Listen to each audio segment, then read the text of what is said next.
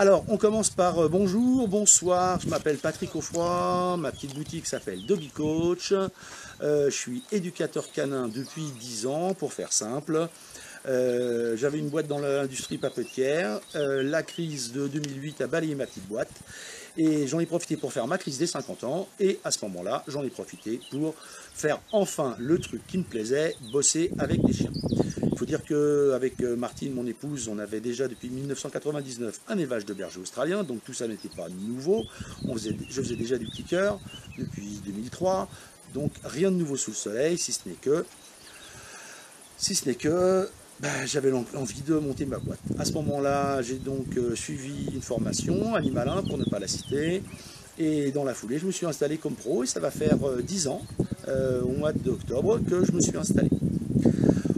Et donc, je vais vous raconter comment je suis. Bah ouais, j'ai de la chance, t'as vu le temps qu'il fait, Émilie? Comment ça s'est passé? Au début, j'ai fait ma formation, je me suis installé, je voulais tout simplement, je voulais faire des cas chez des clients. Et j'ai commencé comme ça. J'ai fait des cas chez des clients. Et puis après, d'autres gens m'ont dit, ça serait bien si tu organisais des balades. Il y en a qui le font. À l'époque, il n'y en avait que 2 ou 3 qui le faisaient. Mais je me suis dit, ok, super, organisons des balades. Et j'ai organisé, coucou Fred, je vois que tu viens d'arriver.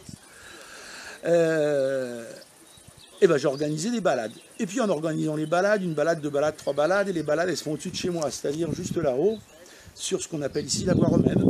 Et puis en passant là, quelqu'un m'a dit, écoute, puisque tu as un terrain et que tu as de la place, pourquoi tu n'organises pas des stages, des trucs, pour qu'on puisse s'amuser? Alors je dis, bon, pourquoi pas.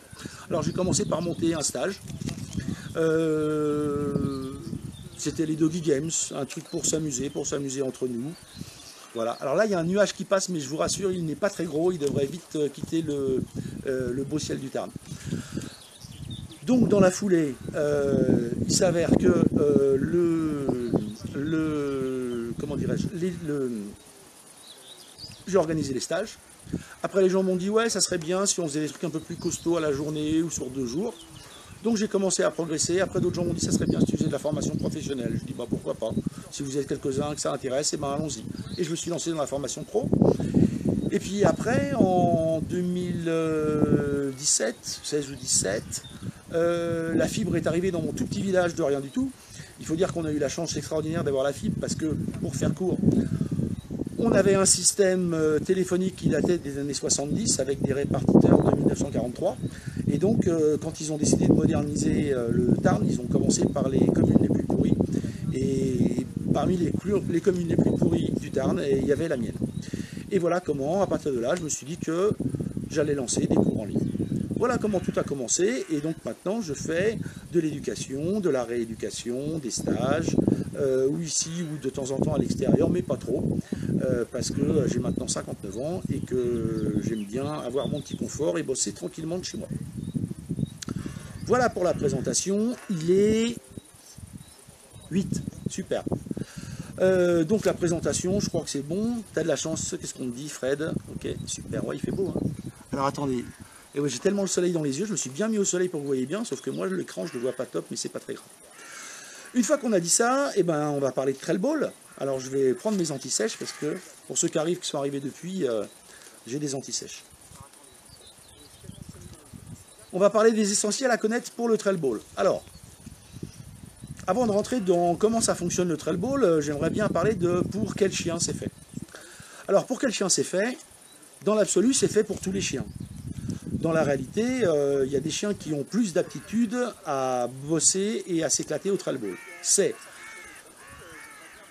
globalement tous les chiens de berger, c'est-à-dire border collie, berger australien, les Shetland, les bergers des Pyrénées, et ensuite tous les chiens de bouvier, c'est-à-dire les cattle, les bouviers Hantelbusch, j'en ai quelques-uns, Apfenzel aussi. Je pense à Ouba en particulier.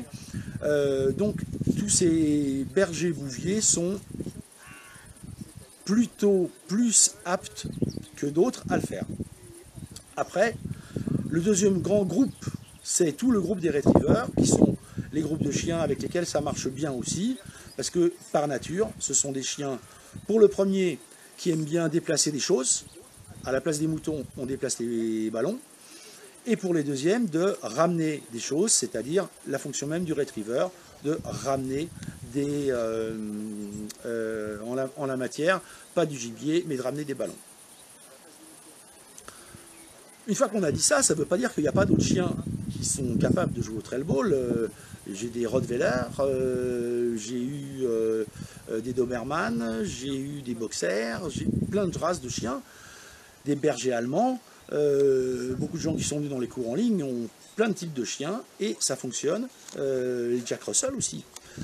Ça fonctionne avec pas mal de chiens. Qu'est-ce qu'il faut au départ? Il faut déjà des chiens qui aiment ramener des trucs, bouger des trucs. C'est-à-dire que les chiens qui aiment bien jouer à la balle, le jeu de balle qui est souvent bien décrié, où le chien va juste, je balance une balle de tennis et il la ramène.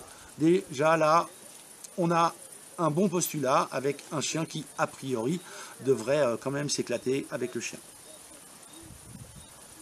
Ah bah Isabelle est arrivée, donc voilà. Ensuite, tu me dis des petits, Muriel, tu vas me dire ce que tu veux dire parce que je piche pas. Donc des chiens qui aiment bouger, des chiens qui aiment ramener la balle, déjà c'est un bon indicateur sur le fait que potentiellement ils vont s'éclater avec le trail ball. La taille du chien n'a pas d'importance. Bon, c'est quand même beaucoup plus difficile pour tout ce qui est pincher, chihuahua, spitz, mais c'est pas des chiens qui vont s'éclater là-dedans. La taille du ballon, on va en parler un petit peu après, peut faire peur puisqu'on utilise des ballons de fitness.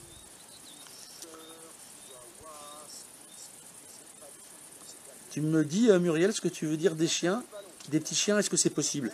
Alors, des petits chiens, oui, je vais Jack Russell. En dessous du Jack Russell, ça devient compliqué pour bouger même les petites tailles de ballon. Il faut quand même un petit peu de puissance. D'ailleurs, on peut en parler, même tout de suite. Si on prend les Jack, les Westies, les Shetland, j'en pense à un en particulier, ils ne vont pas attaquer la balle de la même façon. On va parler après de comment on découpe les apprentissages, on va parler de plein de choses, j'espère qu'on aura le temps. Par exemple, les Shetland, ils ne vont pas, contrairement à certains chiens de berger, pousser la balle franco. Ils vont d'abord donner un... J'espère que vous voyez bien là. Ils vont donner juste un tout petit peu de coup dans la balle pour sortir de l'inertie du ballon et après ils vont mettre vraiment l'impact. C'est-à-dire que un border, un berger australien, un golden va mettre un gros coup dans le ballon pour qu'il se déplace de suite. Non, les petits chiens, ils vont plutôt donner un petit coup et une fois que le ballon a commencé à bouger, remettre de l'impact un petit peu plus violent. J'espère que ça répond à ta question, Muriel. Donc tu vois, oui, les petits chiens, c'est possible.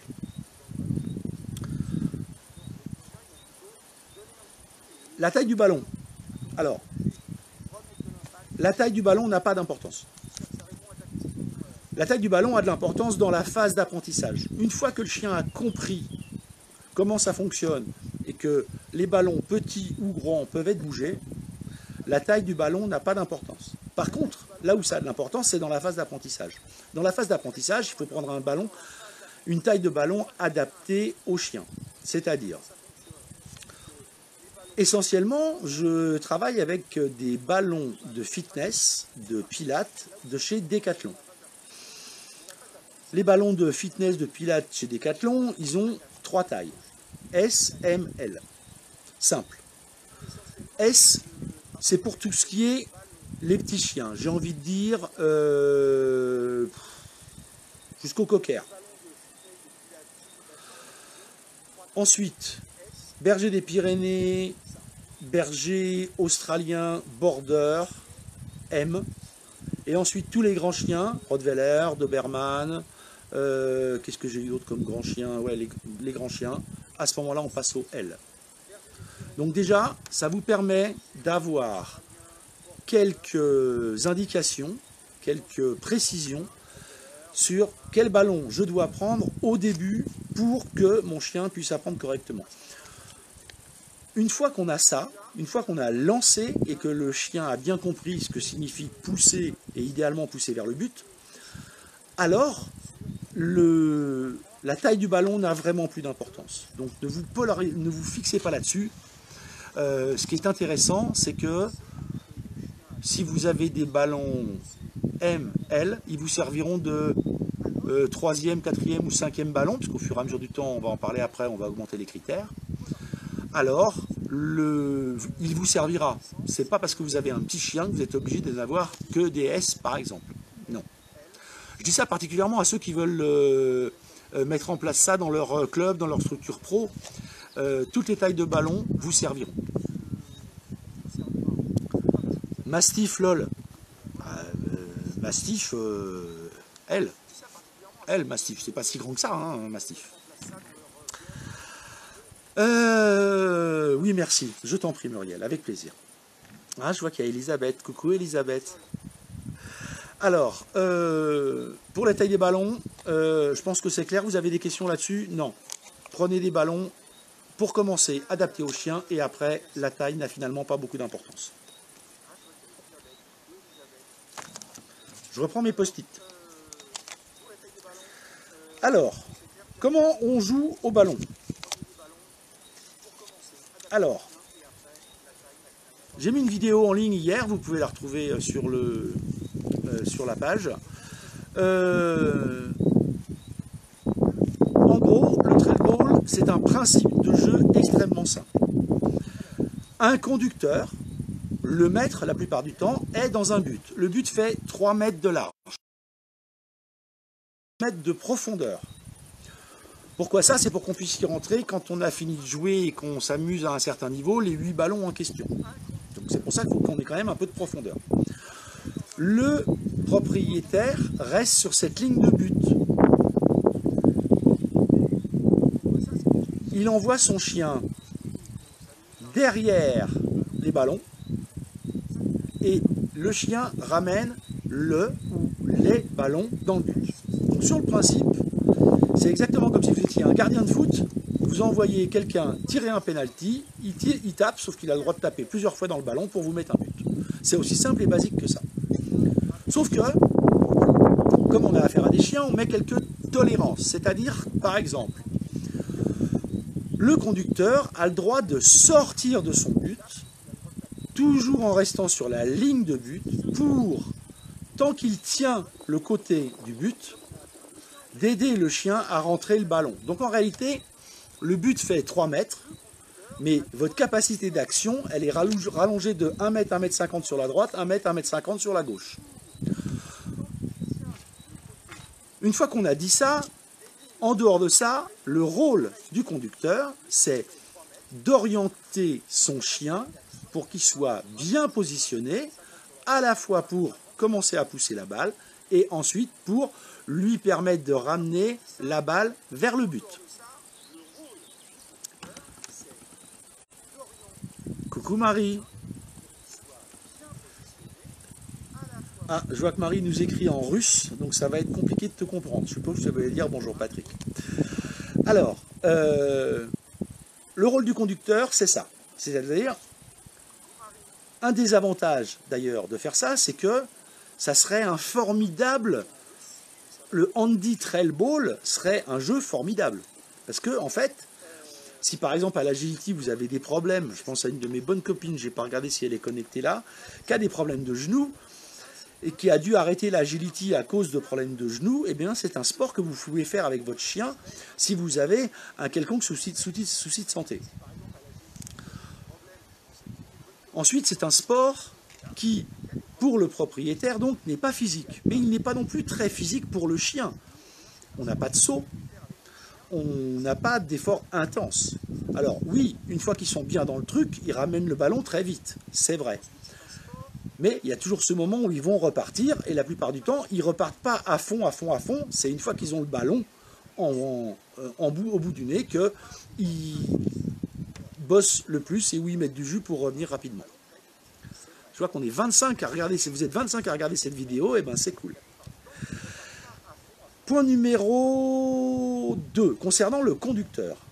Alors, pourquoi le positionnement est important? Le positionnement est important, pourquoi? Parce que, au début, on va jouer avec un ballon. On va apprendre au chien, avec un ballon, à ramener le ballon dans le but. Au début, on va commencer très près du ballon. Et on va aider le chien à rentrer le ballon dans le but. Ensuite, au fur et à mesure du temps, on va reparler après du découpage de l'apprentissage. Mais ensuite, on va compliquer les choses, c'est-à-dire un ballon à 3 mètres, ensuite un ballon à 5 mètres, et après on va mettre 3 ballons à 5 mètres, par exemple. Et ensuite, on va augmenter les difficultés.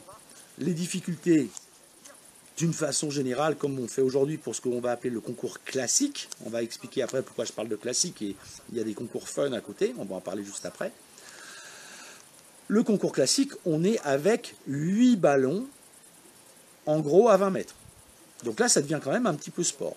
Donc, qu'est-ce qui se passe? C'est que si on a 8 ballons à 20 mètres, vous imaginez bien que le propriétaire a besoin de diriger son chien pour que lui décide quel est le ballon qui est le plus stratégique à rentrer. Pourquoi?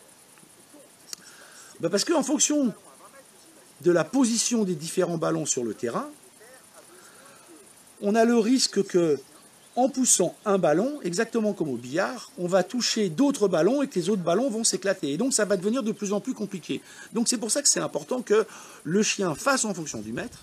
C'est pas un sport, c'est pas une activité canine où le chien s'auto-kiffe et ne fait que pousser des ballons. Non, le chien pousse les ballons en fonction des demandes du conducteur, en fonction des demandes du maître. Et c'est ça qui va permettre au propriétaire de orienter son chien pour lui décider quel ballon doit rentrer en premier. Hop, 2 petites secondes, excusez-moi, j'ai perdu mes antisèches. Non, elles sont là, les antisèches. Si je perds les antisèches, je suis perdu. Une fois qu'on a dit ça, qu'est-ce qu'il faut rajouter? Donc, le job du propriétaire, salut de la Suisse, salut de la Suisse. Ah, j'ai même Lucille, avec bébé Pepsi, qui participe.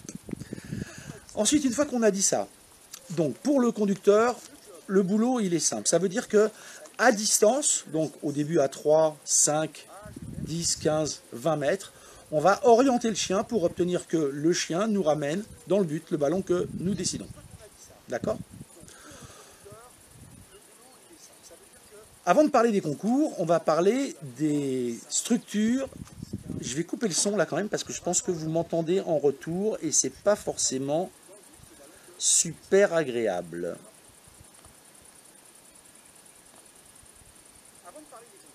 Voilà, c'est beaucoup mieux. Super. Alors, une fois qu'on a dit ça, je reprends mes antisèches. Ouais, parce qu'il y a un planning, hein, il ne faut pas se perdre. L'organisation, il n'y a que ça de vrai.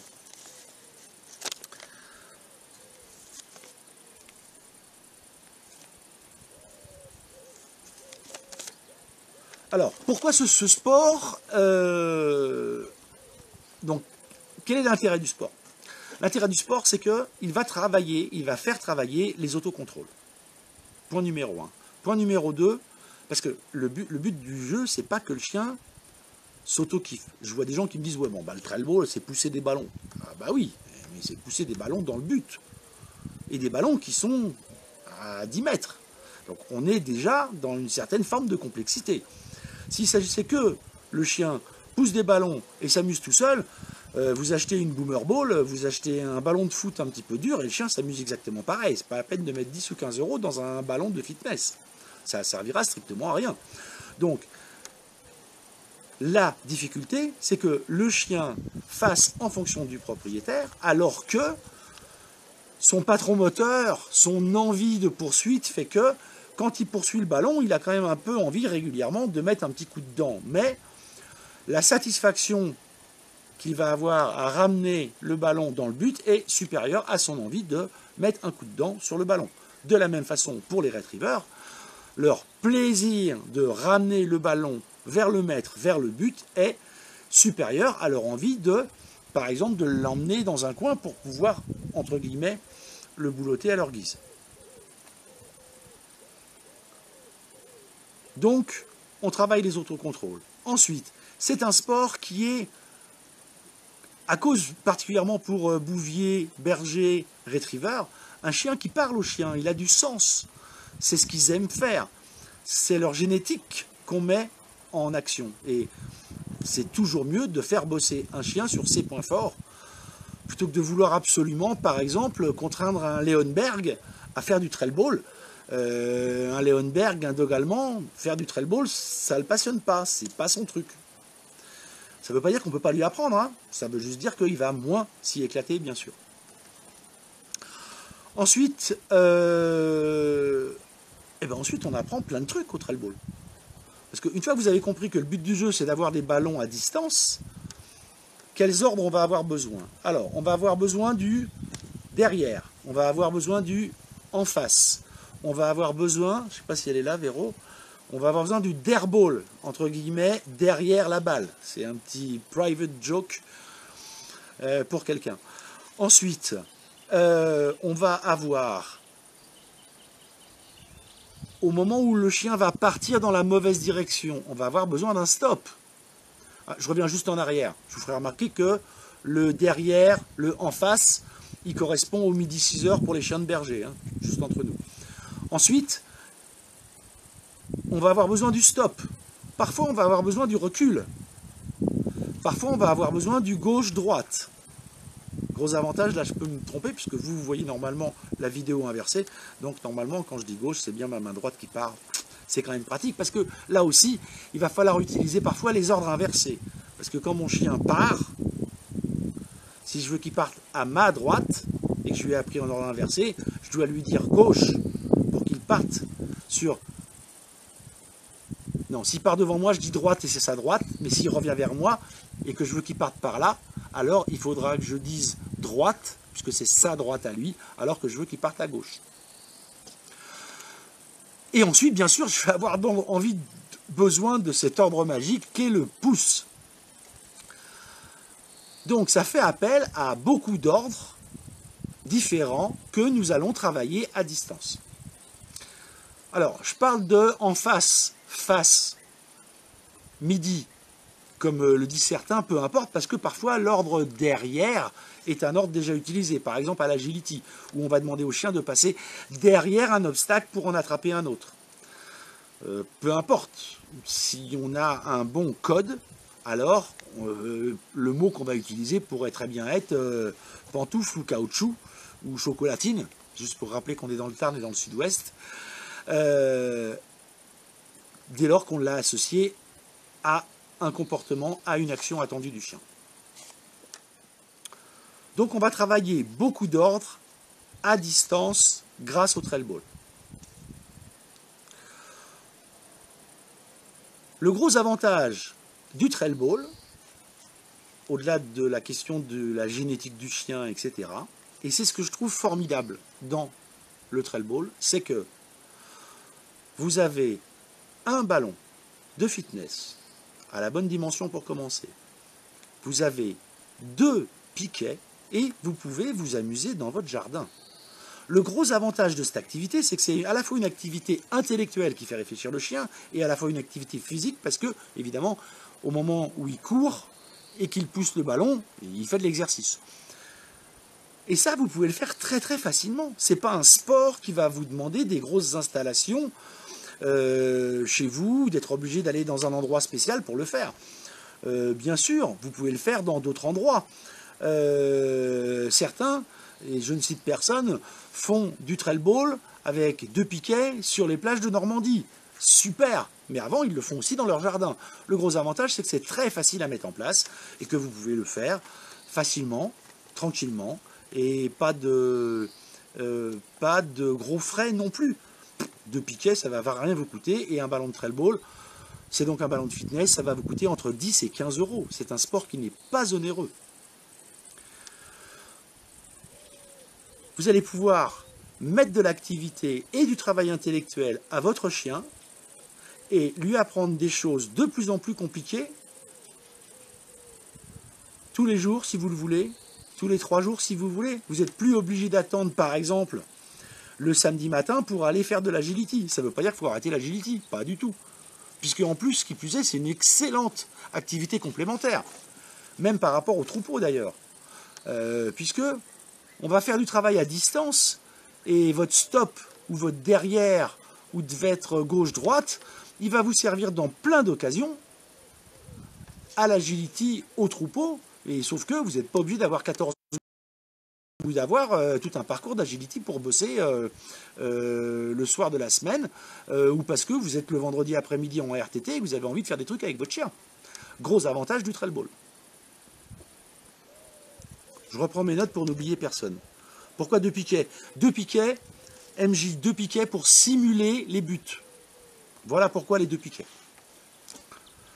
Mon fils a bossé sur un chantier, donc j'ai récupéré 2 énormes balises en plastique qui me servent de but, mais j'aurais pu très bien mettre des bidons, j'aurais pu mettre peu importe pour matérialiser le but. Voilà. Merci Muriel de répondre. Voilà pourquoi 2 piquets. Pour symboliser le but. Super, tu vois. On peut commencer vers quel âge, Sonia? Excellente question. Et en plus, tu sais quoi, je l'avais dans mes anti-sèches. Alors,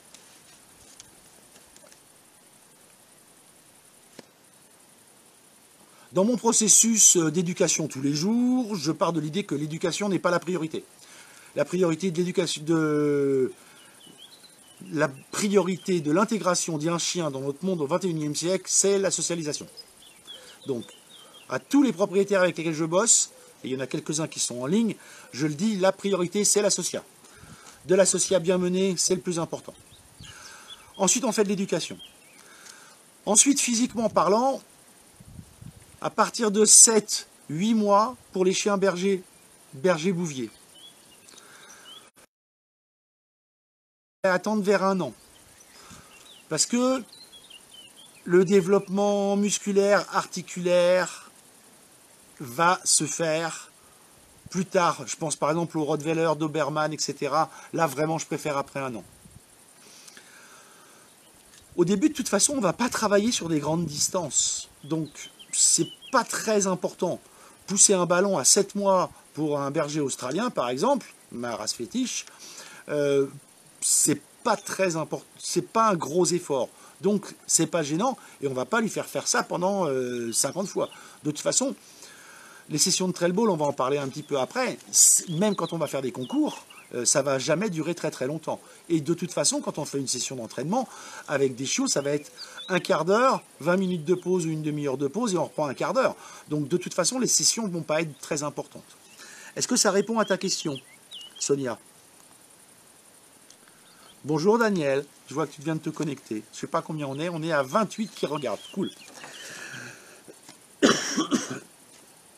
Donc, on peut commencer à cet âge-là, parce qu'on n'a pas de saut, parce que ce n'est pas des efforts violents, et puis que de toute façon, au début, on ne travaille pas à distance.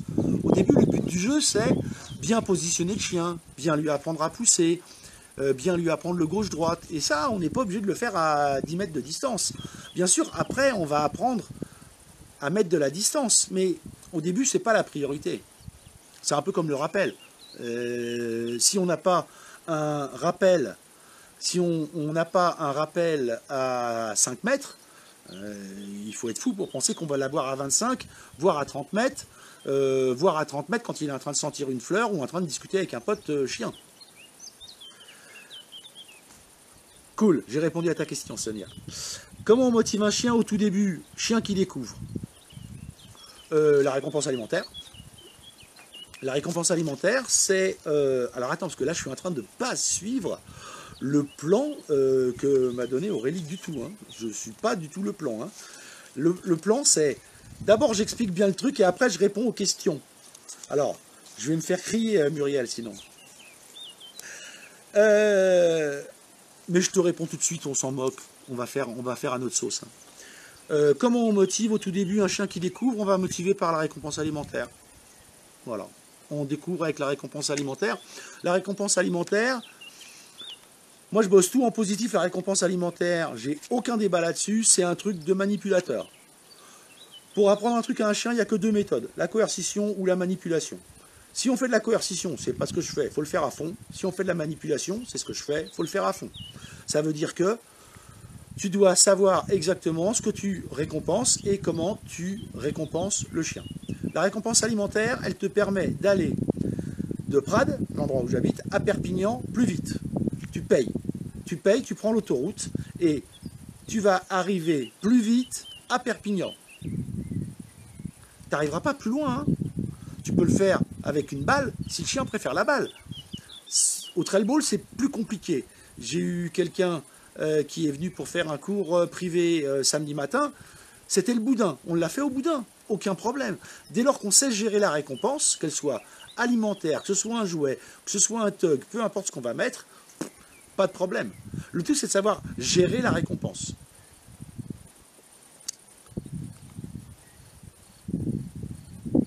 Voilà, j'ai répondu. Super. Je reviens à mes anti-sèches. Bon, j'ai un peu bouffé le truc. Hein.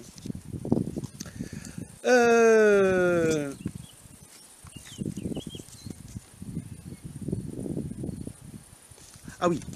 Alors, pourquoi le jeu est infini? En fait, au trail ball, on a... Alors, vous le savez, si vous suivez un peu la page de trail ball en France, si vous suivez un peu le trail ball depuis quelques temps, on devait faire un concours cette année. Et puis, bah, il y a eu la pandémie avec le Covid. Et donc, malheureusement, on n'a pas pu organiser ce concours. C'est trop compliqué pour l'organiser sur 2020. Donc, on a bon espoir, avec mon pote Anthony, d'organiser à Toulouse, en 2021, le premier concours trail ball en France.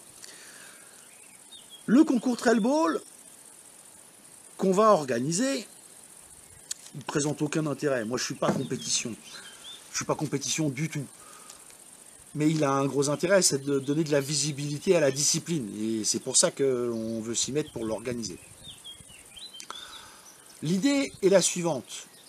On s'est rapproché de tout ce que font... Ah, on a un autre nuage qui passe. Mais il n'est pas trop gros non plus. Le cours de trail ball, le concours de trail ball, je regarde, je dois être drôlement noir, hein, j'espère que ça passe toujours. Le trail ball, c'est donc un concours classique et ensuite un ou des concours fun. On s'est rapproché de ce que font les autres pays européens. Si je vous raconte qu'il y a des pays comme la Suisse où ils en organisent régulièrement, en Hongrie, il y a des concours quasiment que pour les bouviers d'Apfenzel. Enfin, il y a des endroits dans le monde où il y a énormément de concours. On a essayé de se rapprocher avec Camille, avec qui on a travaillé sur le règlement, on a essayé de se rapprocher de ce qu'ils faisaient déjà, pour que si demain la discipline progresse correctement en France, et qu'il y a des étrangers qui ont envie de venir s'amuser avec nous, ils puissent le faire. En Italie, par exemple, ils en sont à leur 2e, 3e, 4e concours, donc ça progresse progressivement. Ensuite, dans ce concours classique, on va en parler un petit peu pour que vous ayez une idée de ce vers quoi il faut tendre. Mais ce n'est pas une obligation, je le répète. Vous avez un ballon de fitness, 2 piquets, 3 ballons de fitness, vos 2 toujours même piquets, vous vous amusez dans votre jardin, vous occupez votre chien autant de fois par semaine que vous en avez envie. Donc, point numéro 1, on a des catégories. Moi, dans le Tarn-et-Garonne, il y a Grand Soleil. Ben, je l'avais, Grand Soleil, regarde, Sonia, je suis désolé, mais regarde maintenant, c'est là, regarde, ça revient. Il a suffi que tu dises ça pour qu'on revienne comme si on était à Montauban. Alors, pour les concours, on met... Oh, je vais passer là-dessus. Sincèrement, pour moi, c'est pas le truc le plus passionnant de la Terre. 4 catégories, on fait simple. 4 catégories. D'un côté, les bergers bouviers. C'est la catégorie 1 et 2. Tous les bergers bouviers qui font plus de 40 cm, catégorie A. Tous les bergers bouviers qui font moins de 40 cm, catégorie B. Catégorie 2, pardon. Ensuite, tous les autres qui font plus de 40 cm, catégorie 3. Tous les autres qui font moins de 40 cm, donc tous ceux qui sont ni bergers, ni bouviers, ni croisés bergers-bouviers. Parce que dans le trail ball, on ne s'intéresse pas qu'aux chiens lof. On prend tous les chiens qui ont envie de nous rejoindre. Donc, on s'occupe des croisements des chiens. Si le chien est croisé, je sais pas, berger et Doberman, on considère qu'il est croisé berger, donc il sera dans la catégorie 1 s'il est plus de 40 cm, 2 s'il fait moins de 40 cm. Ok, ça on passe. Anti-sèche de côté. 2. On bosse sur un terrain qui fait au minimum 15 mètres par 30 mètres. 15 mètres de large, 30 mètres devant les buts. D'accord? En gros, c'est la moitié d'un terrain de foot, hein, pour faire simple. Enfin, pardon, la moitié d'un terrain de rugby. Ça marche aussi avec les terrains de foot, mais c'est plus précis avec les terrains de rugby. Ok? Et on a toujours notre but de 3 mètres. Et ensuite, donc au concours classique, on passe 2 fois. Chaque chien passe 2 fois. Et il passe pour... Il doit rentrer le ballon dans le but dans les 15 minutes maxi pour passer, rentrer les ballons. Ok? Ensuite, ajoute... C'est compliqué ça. Il y a une très bonne vidéo pour regarder ça. En gros, pour faire simple. On va mettre les balles en triangle, exactement comme au snooker, pour ceux qui connaissent un petit peu le jeu du billard. Donc, les ballons sont mis, je range mes anti-sèches, les ballons sont mis en triangle. Si on a par exemple 6 ballons, on va avoir un ballon, un ballon, un ballon, un ballon, un ballon et un autre ballon là. Donc, les ballons sont en pointe. Et moi, je suis dans mon but. Donc, la pointe est à l'opposé de mon but. Donc, on va se débrouiller pour que le chien aille derrière la pointe, et là on attend du chien qu'il attende pour la première balle pour démarrer. Donc là on attend d'avoir un chien immobile 1 à 2 secondes, ou un assis ou un couché. Et ensuite sur la demande du conducteur on demande pousser et le chien pousse. Si le chien attend avant de toucher une balle, on a une bonification de 15 secondes, c'est-à-dire que si le chien met par exemple, on va dire 3 minutes 25 pour rentrer ces 6 ballons, ces 3 minutes 25 vont être diminués de 15 secondes. C'est un bonus, d'accord? Ce bonus, puisqu'on lui retire du temps qu'il a réalisé. Ensuite, s'il tape la première balle qui est tout au fond, à ce moment-là, on a encore 15 secondes de bonus. Et il y a ainsi un système de bonus et de malus. Les malus sont extrêmement simples, hein. Les malus, c'est, vous criez sur votre chien une fois, un malus, 15 secondes de plus cette fois-ci, sur votre temps. Vous criez 2 fois de suite sur votre chien, vous êtes éliminé. Donc là, le problème, il est vite réglé. Le chien qui aboie sans arrêt, pénalité. Le propriétaire qui crie, j'en ai déjà parlé. Le ballon qui sort de la zone éliminée. Le conducteur qui sort de ses buts, pénalité 15 secondes. Le chien qui perce un ballon, pas de bol, éliminé. Le ballon qui sort du but. Le chien qui sort du terrain aussi. Alors, les difficultés. Est-ce que c'est clair jusque-là ? Merci pour les croisés, me dit Pandora. Mais oui, bien sûr, pourquoi pour les croisés? Merci pour les croisés, mais c'est pas moi. Hein. J'en ai pas parlé au tout début, comment j'ai fait pour me lancer dans le... Quand je me suis installé comme pro, je voulais faire des stages et je voulais surtout pas faire comme tout le monde. Ça fait quand même très très longtemps. J'ai 59 ans et il y a quand même très très longtemps que je fais plus comme tout le monde. Et j'avais pas envie de faire de l'agility. C'est pas que j'aime pas l'agility, mais j'aime pas courir, accessoirement. Et puis accessoirement... Voilà. Ensuite, le frisbee, ça me disait rien. Le hoopers, à l'époque, ça n'existait pas. J'ai cherché quelque chose qui n'était pas en France. Et j'ai trouvé le trail ball. Et donc, quand j'ai trouvé le trail ball, je me suis intéressé à... C'est un petit nuage, je vous rassure encore. Je me suis intéressé, avec ce petit trail ball, je me suis intéressé à... Qu'est-ce que j'ai là comme sport nouveau? Qu'est-ce qu'on fait? J'ai commandé un DVD chez le type Yann Nischbauer qui a inventé la discipline. Ça ne m'a pas passionné, le DVD en question. Et puis après, je me suis rapproché entre autres du club américain, et j'ai vu comment ils faisaient, comment ils organisaient leurs concours, etc. Et je me suis appuyé sur eux. Donc en fait, sincèrement, je ne sais plus qui m'a posé la question. Je t'en prie, Pandora, avec plaisir, mais j'ai rien inventé. Ok, alors c'est très clair, merci, c'est très clair, merci, c'est très clair, merci. Vous savez que ça fait déjà 45 minutes qu'on discute là?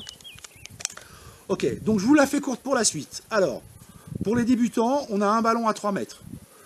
En plus, ensuite, on a des classes. Les chiens s'inscrivent dans des classes. 3 ballons à 5 mètres, ou 6 ballons à 8 mètres, ou 8 ballons à 12 mètres, ou 8 ballons à 15 mètres. Ça, c'est les concours classiques. Mais ce qui m'intéresse, c'est là où c'est infini comme jeu. C'est qu'il y a les concours fun. Le concours fun, il y en a 2 pour le futur concours en France. Il y en a un que j'ai inventé, un qu'Anthony a inventé. Moi, je suis parti sur un peu le principe du concours du saut à la perche. C'est-à-dire, on met 3 ballons à 3 mètres. Le chien doit aller chercher le ballon qui est le plus extérieur à gauche. Ensuite, aller chercher le ballon qui est le plus extérieur à droite. En plus, on va mettre des couleurs. Donc, il va par exemple faire rentrer les jaunes d'abord opposés. Ensuite, il va faire rentrer les bleus qui sont au centre. Et ensuite, faire rentrer les verts qui sont au milieu. Et on calcule combien de temps il a mis. Et s'il veut le faire à 3 mètres, ou à 6 mètres, ou à 8 mètres, ou à 10 mètres, etc. etc. Et celui qui ramène les fameux 6 ballons dans l'ordre du plus loin, il a gagné. Anthony, il est plus américain. Il a voulu faire un jeu qui est basé sur le foot américain. On fait une grande ligne toujours avec nos 15 mètres, on met un coup de pied dans le ballon, et selon la distance à laquelle on envoie le chien ramène le ballon et passe la ligne, le tout dans une durée de, je ne sais plus combien il avait mis, 3 minutes je crois. Il faut ramener le ballon le plus de fois à l'intérieur de l'embut, du touchdown. Et évidemment, plus vous envoyez le ballon loin, plus vous engrangez de points, mais plus vous mettrez de temps à ce que le chien ramène le ballon. Et donc c'est pour ça qu'on peut inventer autant de jeux possibles. J'ai vu un jeu par une copine européenne, je ne sais plus où c'était, où il y a un seul ballon à ramener, sauf que le ballon, on envoie le chien tout au bout et on lui fait faire d'abord un slalom un peu comme l'agility, mais beaucoup plus ouvert, avec 3 mètres entre chaque piquet. Le chien doit faire le slalom de l'agility et après pousser le ballon sur une quinzaine de mètres. Donc c'est dire à quel point les possibilités sont infinies. J'ai vu des concours américains où les gars mettaient les ballons à l'intérieur des ballons de plus petite taille, donc des S, l'équivalent de notre S, à l'intérieur des tunnels d'agility, et le chien devait faire la même chose, mais en sortant le ballon du tunnel d'agility. Les possibilités sont infinies, il n'y a que votre imagination qui va faire que vous allez pouvoir progresser, faire progresser votre chien et bosser votre chien avec plaisir. Alors, est-ce que j'ai des questions? C'est vrai, dit Marie, que le DVD n'est pas très clair. Ben oui, malheureusement. Bon, en plus, comme on a sûrement vu le même, c'est un DVD au départ en allemand, avec une traduction en anglais, même si la traduction est très bien faite. Et puis de toute façon, c'est vraiment très très basé sur le travail des retrievers. Et moi, je suis parti de l'idée qu'on peut apprendre ça n'importe comment à n'importe quel chien. Alors, je vous mets un petit lien pour terminer, puisque je vous ai préparé, si ça vous tente, je vous ai préparé une petite vidéo supplémentaire sur les 7 erreurs à éviter si on veut commencer au trail ball. Et puis, si vous avez envie de vous lancer dans les cours en ligne, n'hésitez pas, j'en ai profité comme un petit clin d'œil à Canigourmand. Avec le code Canigourmand, vous pouvez avoir 20% de réduction sur le cours en ligne. N'hésitez pas. Voilà, bah écoutez, moi j'ai été ravi de ce premier live. La réduction, c'est justement pour fêter ce premier live Facebook sur le trail ball. J'espère que vous êtes régalés autant que moi. Je confirme, il n'y a pas que dans le Tarn-et-Garonne qu'il y a un beau soleil. Je vous souhaite une belle soirée à tous. Et puis, bah, écoutez, on se dit à très bientôt. À bientôt. Bye bye.